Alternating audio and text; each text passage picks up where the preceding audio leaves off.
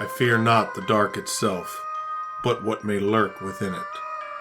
Welcome to Lurk, bringing you creepy, strange, and bone-chilling stories, with your host, Jamie Jackson.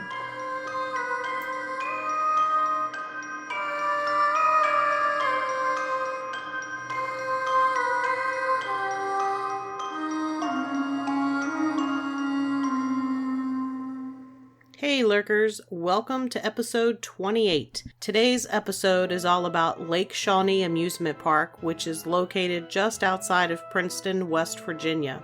You may be familiar with Lake Shawnee. The amusement park has quite the history and has been featured on several different paranormal TV shows. It was featured on Scariest Places on Earth, Most Terrifying Places in America, and Most Terrifying Places in the World on the Travel Channel. It was also featured on The Unexplained on the History Channel, and most recently in 2021 it was on an episode of Portals to Hell. The property has quite an extensive and tragic history, so let's get started at the very beginning, or close to the beginning. In 1774, a man by the name of Mitchell Clay acquired land in an area known as Clover Bottom along the Bluestone River and just upstream from the Bluestone settlement. Back then it would have been Virginia, but it becomes West Virginia. Mitchell Clay was a veteran of the Battle of Point Pleasant and the Revolutionary War. The Battle of Point Pleasant might seem slightly familiar, and that's because it was the battle that took place in the same town as Mothman was sighted. That was episode 1, and that included a little snippet near the end about relations with the Native Americans in the area. So check that out if you're interested in hearing about that. So the land was granted to Mitchell Clay by Lord Dunmore as a thank you for his participation in the Battle of Point Pleasant. Sometimes the Battle of Point Pleasant also is called the Lord Dunmore's War. Mitchell moved the entire Clay family to the property in 1775, which was a year after he acquired it. In 1778, Native Americans wiped out the Bluestone settlement on their way to attack settlers on the New River. The Native Americans did not bother the Clay family at that time. It was thought that this was because they didn't see or pass the property as they made their way to the Bluestone settlement, and or they were unaware that anyone had even settled on the property at all. The property was between 800 and 1,200 acres, so it was a rather large piece of land. And the Clay family had a large household. Now, I've seen some differing numbers regarding how many children they have. So most of the sites said they had 14, but I found a couple more. In the household, you had Mitchell Clay Sr. and his wife Phoebe Belcher Clay. Then they had the children, and I'm going to list them in order by name as they were listed on the genealogy site that I found the information on. They had David, Tabitha, Rebecca, Bartley, Ezekiel, Obedience, Mitchell Jr., John, Mary, Naomi, who went by Nanny, Charles, Patience, William, Henry, Sarah, who went by Sally, and Polly. So that's 16 kids in all, and like I said, some sites say they had 14 kids. Hard to say exactly which one is accurate. It's not unusual to find discrepancies in genealogies regarding that information. So in 1781, probably around the end of August to mid-September, sometime in that time frame, a neighbor named James Moore and Mitchell Clay Sr. went to purchase salt in preparation for the fall hunt and food preservation.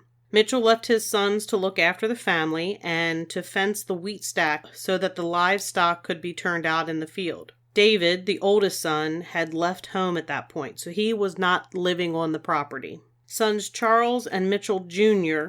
decided to go out hunting because they hadn't seen any signs of Native Americans in the area, so they figured it was safe enough for them to go do that. And that left Bartley and Ezekiel, who were older, to fence in the wheat stack. Mom Phoebe sent Tabitha to the river to wash clothes with some of the bigger children, while Rebecca was in the house doing indoor chores. Obedience, the younger sister, was in the yard watching the smaller kids and helping her mother. Unfortunately, the Clay family was unaware that the Native Americans were watching the house from the ridge across the river and had been for several days. Native Americans were reportedly in 2 separate parties looking for horses to steal. One party was on the Guyandotte River and the other in Abbs Valley. By watching the activities of the Clay family, they were able to know if their presence had been detected or not, since people from Guyandotte or Abbs Valley would need to pass by the Clay settlement on their way to get help. The party from Abbs Valley had apparently been unsuccessful in their quest for horses, and they ended up camping across the river from the Clay house, completely unseen because of the heavily wooded area. The Native Americans had watched Mitchell Clay and John Moore leave, and also saw the two brothers leave as well to go hunting, and they decided to go take scalps or captives of Bartley and Ezekiel, who were busy fencing off the wheat. They had not seen Tabitha and the younger children at the river. So they cross, they shoot Bartley dead. Tabitha hears the shot and starts running with the children towards the house. Native Americans had surrounded Ezekiel and saw Tabitha and the children. 2 natives attempted to capture Tabitha, while others tried to capture the children. Tabitha fought off the natives while the children were climbing the hill to the house. Unknown to the Native Americans, a Mr. Blankenship was on his way back to the New River from visiting another remote settlement and stopped at the Clay house. He was in the yard talking to Phoebe, who, of course, sees what's going on and begs him to shoot the Indian who's fighting with Tabitha.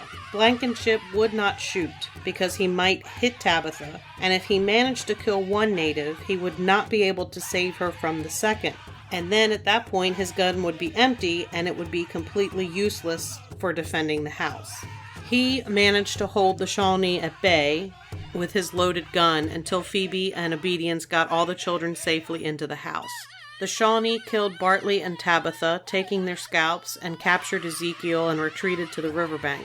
There were 11 Native Americans in the party that killed the Clay children. And as I mentioned, they were Shawnee Indians. Which, if you haven't guessed, that's why it's called Lake Shawnee. So Phoebe, the mother, went to the neighboring house of James Bailey on the other side of Black Oak Mountain, which is 6 miles away. So that was their nearest neighbor. He was 6 miles away on the other side of the mountain. And she went there with her children that were still living. Blankenship presumably went to the settlement to organize a posse. The Clays made it to James Bailey's house, and Bailey went to head to the settlement, unsure if Blankenship would be able to make it there. He arrived shortly before daybreak to find the pursuit party had been formed and were waiting for the captain of the militia, shortly after the party headed out looking for the Native Americans. In the meantime, Mitchell Clay Sr. and James Moore arrived at the Clay house to find the 2 bodies of Tabitha and Bartley and the rest of the family gone. So Mitchell and James Moore placed the bodies in the house,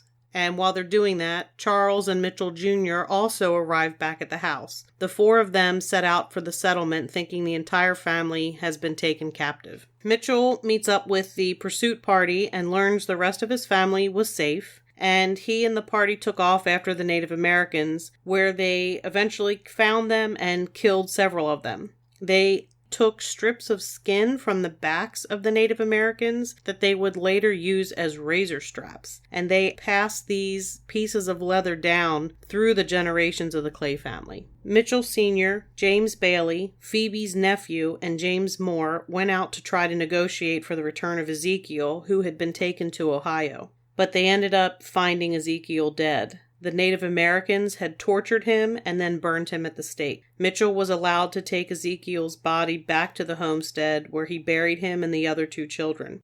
Ezekiel was only 16 years old at the time of his death. Phoebe refused to go back to the homestead, which is completely understandable. I wouldn't want to go back to the homestead either. So the family ended up moving to New River and eventually to Parisburg, Virginia. Some of the family did stay back on the property. There are some differing accounts of this story. Some say that Blankenship didn't actually defend the house, but instead ran off to the settlement immediately. He and his family were actually branded as cowards, and it was a designation that plagued generations of the Blankenship family. They also say that Tabitha was trying to defend her brother Bartley's body to prevent it from being scalped, and in doing so, she was cut to pieces by one of the Native Americans. The graves of Tabitha and Bartley are marked by a stone monument on the property. It's presumed Ezekiel's body is there as well. The graves of Tabitha and Bartley are actually still there on the property that is part of the Lake Shawnee Amusement Park. So the property saw quite a bit of carnage in the 1700s. We're going to fast forward now In 1926, the property is purchased by Conley or C.T. Snidow. The population of the West Virginia coalfields was booming at that time, and Snidow knew the families were in need of entertainment. He wanted to build an amusement park or resort for the families of coal workers in the area. Some question why the park was built in such a middle-of-nowhere sort of place, but back then the coal towns were booming and the property was located at the intersection of two main highways, so it was easy to get to. The park was named Lake Shawnee Amusement Park, and it had a Ferris wheel, a swing ride, racetrack, dance hall, a saloon that was apparently complete with prostitutes and illegal gambling according to lore, concession stands, and a lake when it opened. In 1927, a large cement pond was added for swimming and was said to be West Virginia's largest concrete pool. During Prohibition, a speakeasy operated there. We talked briefly about speakeasies in episode 26, The Haunted Baltimore Bars, if you're interested. By the 1950s, the Lake Shawnee brochure read, "On this tract of more than 1,000 acres is located a lake for boating, a pool for swimming, and a beach for sunning. Surrounding the lake are 18 cabins and cottages, picnic grounds, a bathhouse for a swimming pool, eating and dancing facilities, a golf driving range, a shooting gallery, and miles of hiking trails. You could even rent wool bathing suits for 15 cents when it opened." It said that during its tenure, there were a total of 6 deaths at the park itself, but not all 6 deaths can be documented. There were other deaths that were associated with the park as well that happened outside of the park, but were associated with the park either because of proximity of when they happened or because of who it was associated with. One of those happened in April of 1927. C.T. Snidell's 3-year-old daughter Eloise died tragically at the hotel where the family was living. The newspaper account reads, and this is directly from the 1927 news article. "Shortly after 11 o'clock, Eloise was romping about the hotel lobby and ran to get on the elevator. On the lift were Myrtle Brown, guest of the hotel, and Leroy Nance, Negro porter, but it is not known which one had hands on the control of the elevator. As it was about a foot from the landing, the little girl is said to have grasped it with both arms and hung on, being carried up to be crushed between the wall and the elevator before it could be stopped. The porter grabbed Eloise to pull her onto the elevator, but was too late to avoid the tragedy. It said her body was terribly crushed, and she lived for 10 minutes after being taken to the hospital. Her father was at Lake Shawnee overseeing construction at the time of the accident. In 1932, 70-year-old William Porter was fatally struck on the road that ran alongside Lake Shawnee. He died. 1934, there was a murder that happened right next to the property of the park. A gentleman by the name of James Kraft Belcher was 25 years old, and he is the grandson of former owners of the property. He is also a relative of the original family. If you'll remember, Mitchell Clay Sr.'s wife's name was Phoebe Belcher Clay, so Belcher was her maiden name, and this James Kraft Belcher would have been a relative of hers. The grandparents of James Belcher owned the Lake Shawnee property in the early 1900s, and he would have spent time on the property. James was having a pretty rough go of it. His wife had left him, and he had started drinking heavily. He was seeing a 19-year-old woman named Myrtle Taylor. Some information says he was seeing her before he and his wife split up, and that this Myrtle Taylor was the reason why his wife had left in the first place. Either way, he starts drinking heavily. On May 11th, 1934, he finds Myrtle out on a date with another man. He ends up forcing her to leave and then forces her into his car. On the road next to Lake Shawnee, he gets her out of the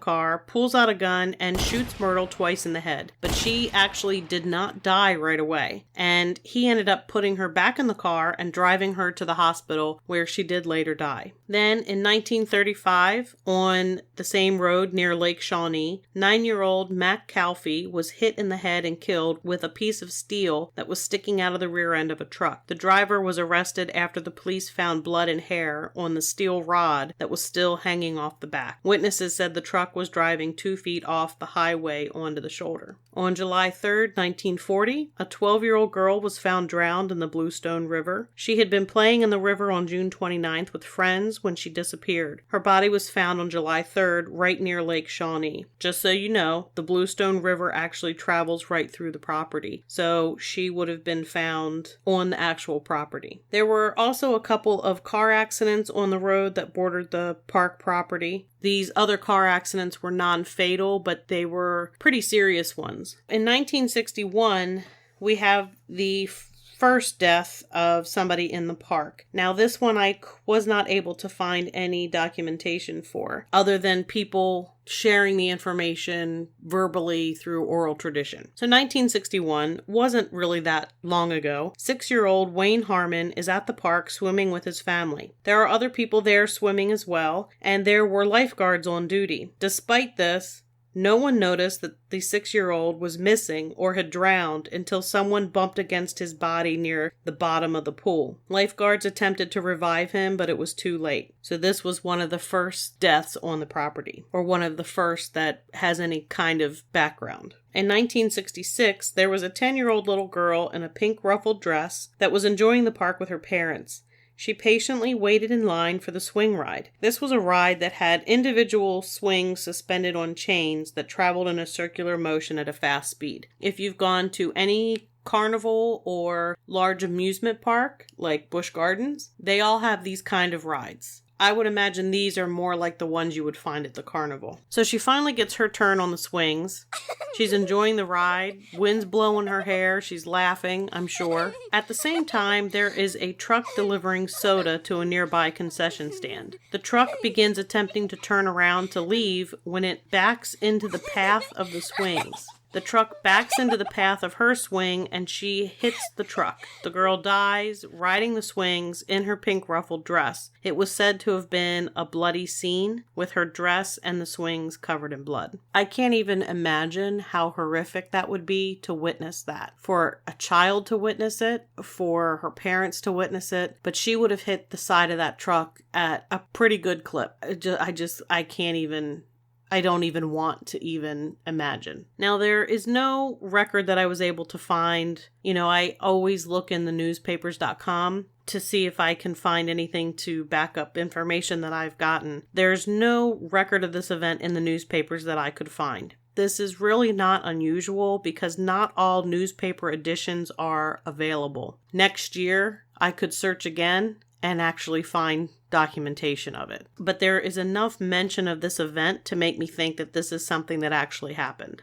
Again in 1966, there's another death. July 3rd, an 11-year-old boy named John Talley was swimming at the lake with his family. His parents returned home and thought John had returned home ahead of them, but when they reached their house, John wasn't there. They returned to the park to search for him. His body was recovered from the pool later that night. He had become stuck on the drain and drowned. So either his clothing got stuck in the drain or his arm got stuck in the drain. Either way, he was held under by the drain and drowned. John Talley's death was the only death within the park that I was able to find any kind of record of in the newspapers. There was mention that there was a drowning in the lake itself, though no one was allowed to swim on the lake. There was no record of the drowning at all, though it's possible someone could have fallen out of or flipped one of the canoes and drowned. It's also possible that somebody could have gone swimming in the lake even though they weren't supposed to. I do not have any other specific information about the other supposed deaths in the park other than mention that one girl was known to have slipped and fallen off the swings, which isn't a stretch to believe because the swings are basically wooden boards hung by chains. It is a pretty primitive swing ride. We're talking the 1920s. 1926 was when the property was purchased. The park opened in 1927. We're not talking about a ride made in 2000. We're talking about something that was made almost 100 years ago.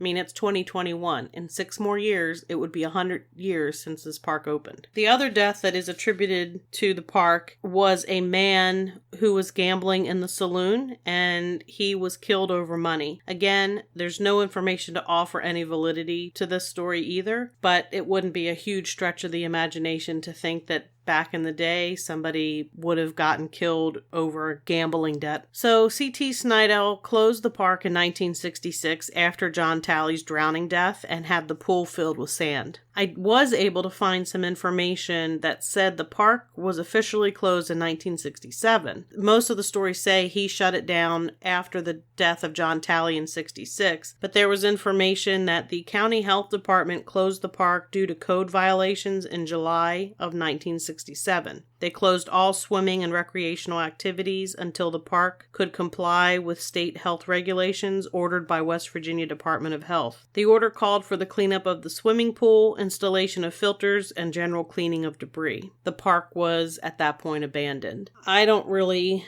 know what the discrepancy is between the dates. I'm thinking he probably closed the park in 66. Didn't do anything after that, and the health department is saying, look, we're shutting this down officially because you're not doing anything and the park is disgusting looking, I guess. But basically, he had abandoned it. He said enough was enough. If anybody can understand what it means to lose a child, it's him, because of the death of his 3-year-old daughter, Eloise. So at this point, we have the death of the Clay children who were buried on the property. We have the death of a few people who died right near the property, right along the property. And we have the supposed death of 6 people on the actual amusement park property itself. So in 1976, I was able to find information on a proposal that had been made to turn the property into a Boy Scout camp that focused on archaeology, and that would include a 9-hole golf course with a motel in another area at a cost of $1.2 million, which today would be worth $5.8 million, so you really gotta love inflation. In the paperwork for the West Virginia Antiquities Commission Historic Properties Inventory, it mentions that there is a log cabin on the property that was built by one of the surviving daughters of Mitchell Clay. It also mentions that the Shawnee maintained a lookout on a cliff on the property and is visible from the Lake Shawnee grounds. There are also several caves in the side of the hill thought to be rock shelters that the Native Americans occupied at some point. It talks about a Shawnee settlement that was presumed to be on the property. It says that one of the fields produced large amounts of Native American artifacts, and still sometimes a number of surface artifacts were recovered. Possible burial areas were also mentioned. So we have the violent death of 2 kids and the abduction of a third, as far as the Clay family. And the third was later burned at the stake and buried on the property. We have several deaths on or adjacent to the property. And now there's a little bit of a mention of potential Native American burials, just to bring you up to speed. By the way, the Boy Scout camp never happened. And I find that rather disappointing, because if there was a Boy Scout camp that was located on an extremely haunted piece of land within driving distance of where I am currently located, I would be all over that as an idea of a place to take the Boy Scout troop that I am a leader for. Because, hey, who doesn't want to go to a haunted location when they're camping with the Boy Scouts? And in case you're wondering, yes, we have camped at Gettysburg, and yes, when we camped at Gettysburg, I did take ghost hunting equipment with me. So anyway, 1985, the former Lake Shawnee Amusement Park employee Gaylord White Sr. purchases the property, and he has plans to restore the property and open the park back up. By this time, all the rides had been sold off, but the White family wanted to make sure they had at least a Ferris wheel and a swing ride to try to bring back the same experience from when the park was originally opened. They purchased a Ferris wheel, and they were able to find a swing ride in New Jersey at an antiquities dealer. They went to check it out, purchased it, brought it back to West Virginia. So Gaylord White Sr. was curious about the history of the swing ride that they had purchased, so he looked up the ride's serial number, and he discovers that it's the exact same swing ride that had been in the park. And by the exact same ride, I don't just mean the exact same type of ride, I mean it was the same swing ride that was in the park, the one the little girl supposedly was killed on. In addition to the Ferris wheel and the swing ride, the Whites also added some smaller kiddie rides and paddle boats, and they were able to open the park in 1987. It actually did quite well. It was very popular, but unfortunately, the rising cost of insurance for an amusement park forced them to close. they continued to use the property. It had several bodies of water, so they opened it up for fishing tournaments and used the property for some other events. Because they had purchased it, they weren't going to turn around and sell it. They were just going to do what they could with the property. In the 1990s, the Whites began developing an area of the property for mud bogging. And while they were digging in the area, they began finding Native American artifacts like arrowheads, pottery, and pots. Dun dun dun! This is where I say, little foreshadowing. Guess what else they're going to find? They're finding these Native American artifacts. They have a team of anthropologists from Marshall University and Concord College come to check things out. They end up spending, and by they I mean the anthropologists, end up spending several years on the property uncovering artifacts and graves. There are a couple different of numbers that I have seen, but it seems as though 20 or 22 graves were found, and of that number, 13 bodies were children. The people at Marshall University say there is an estimated 3,000 graves on the property. 3,000.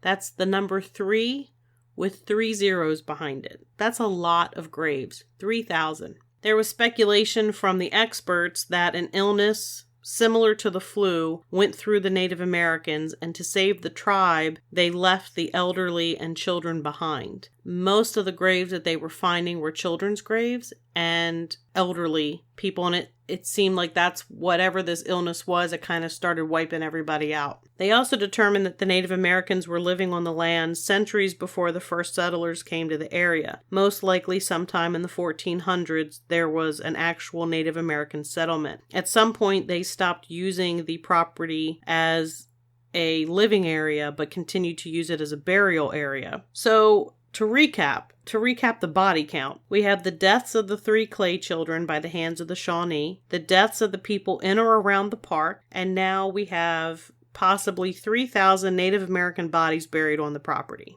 In case you're wondering, the property is haunted. I know this is probably a huge shock, especially because why else would I be talking about this place? It's a paranormal podcast. We're going to talk about the paranormal. It's really haunted. Many people report experiences involving apparitions of spirits of Native Americans. Not surprising, since the property is covered with thousands of Native American graves. People often hear the sound of drums, and others have reported the sound of what they say is similar to chanting. Full-bodied apparitions of Native Americans are seen on the property as well. I imagine they're pretty unhappy with the use of the land for an amusement park. Jewel White, the wife of Gaylord White Sr., still lives on the property today. She claims to have seen the full-bodied apparition of what she called a Native American warrior. She said she knew it was a warrior because it was shirtless and carrying some type of weapon in its hand. There are reports of people seeing rides moving on their own. The cars on the Ferris wheel rock and move and make noise as if someone is sitting in them. And perhaps someone is, since there are those who have also seen what looks like a man sitting in the cars. People have seen the silhouette of a man sitting in the Ferris wheel in the 9 o'clock position. So if you're looking at the Ferris wheel, he would be in the car that would be located roughly where 9 o'clock is located on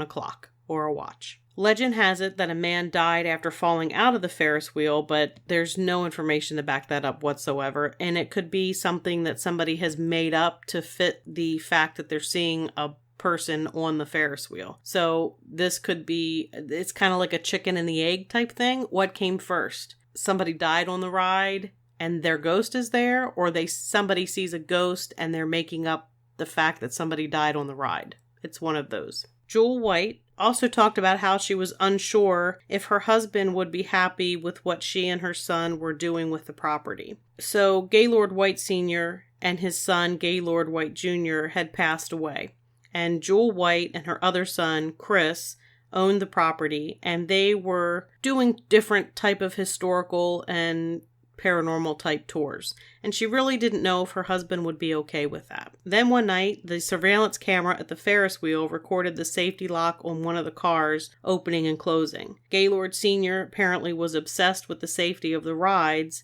and the Ferris wheel in particular, and Jewel believes this was his spirit giving her a sign that he was okay with what was going on in the park. There is apparently the actual footage is available online. Possibly. I'm going to check that out and see if I can share that on social media.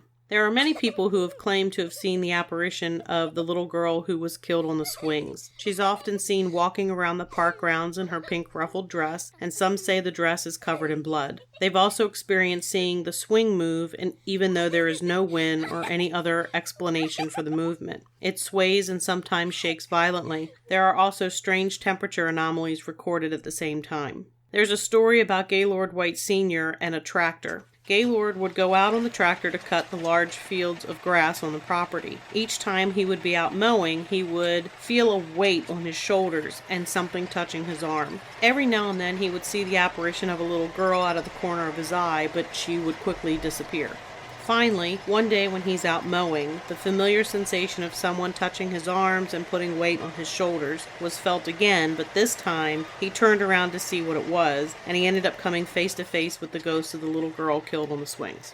She was dressed in her pink ruffled dress. Gaylord said to the ghost girl, "If you like this tractor so much, I'm going to give it to you." He turned the tractor off, got off, and walked away, leaving the tractor sitting in the field. And the tractor is still out there in the field today. He apparently put a large boulder in front of it and something beside it to make sure that nobody would move the tractor. Gaylord Jr. saw the ghost of the little girl on the park grounds as well. She was wearing her blood-soaked dress and stood there staring at him until she finally just walked away and vanished. Gaylord White Jr. died at the age of 51 from a heart attack. He had a total of 26 heart attacks while living on the property, and his family believes it was the property that caused the heart attacks. When the Discovery Channel was on the property filming, one of their investigators became trapped in one of the old ticket booths. They panicked to the point of needing to go to the hospital once they were able to get free. When they were stuck in there, they were yelling and yelling for help, but couldn't get out.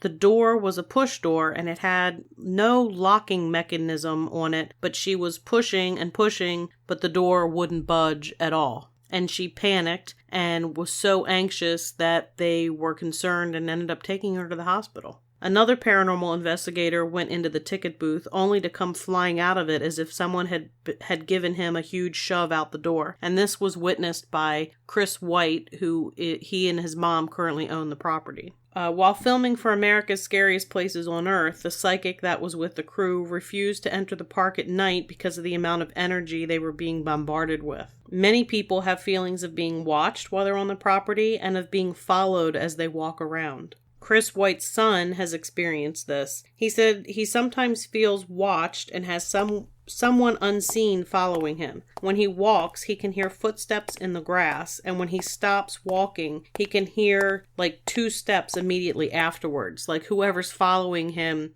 takes 2 extra steps after he stops walking. He also had an experience where he felt something grab his arms and hold them to his sides. He didn't feel threatened. He said he felt like whatever it was trying to protect him from something evil. Children's laughter is heard, and full-bodied apparitions of children are seen throughout the park. Some people have even experienced the smell of concession stand food, even though there aren't any concessions on the property. It's interesting to note a little bit of tidbit of information. The sense of smell, or the olfactory sense as it's called, is actually one of the most commonly reported ghost experiences, with seeing a full-bodied apparition being the least common. Some people say that because of where your olfactory sense or your sense of smell is located in your brain, that it triggers memories very fast. Like if you smell something, it will immediately take you to a memory. And that possibly that has something to do with it. I don't know. The White family who lives on the property